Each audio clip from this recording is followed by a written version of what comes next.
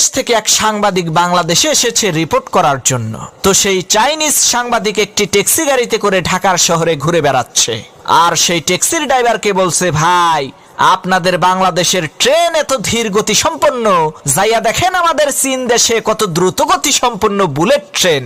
কি যে বলবো, আপনাদের দেশের বাস, ট্রাক, ট্যাক্সি সবকিছু এত ধীরে চলে কেন?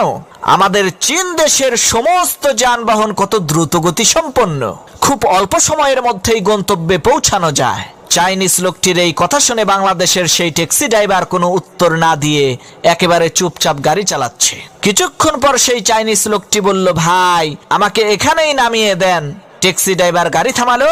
চাইনিজ লোকটি গাড়ি থেকে নেমে জিজ্ঞেস করলো, ভাই গাড়ির মিটার দেখে বলেন তো ভাড়া হয়েছে কত? ট্যাক্সি ড্রাইভার বলল, 15,000 টাকা। ট্যাক্সি ড্রাইভারের এই কথা শুনে চাইনিজ লোকটি বলে উঠল, ধুর মিয়া, আপনাদের দেশের ট্রেন আসতে চলে, বাস আসতে চলে, ট্রাক আসতে চলে, গাড়ির মিটার এত জোরে চলে কেন? তখন সেই ট্যাক্সি ড্রাইভার বলল, ভাই মিটারটা হইল মেড ইন চাইনা, চীন দেশের মাল, তাই এত জোরে চলে।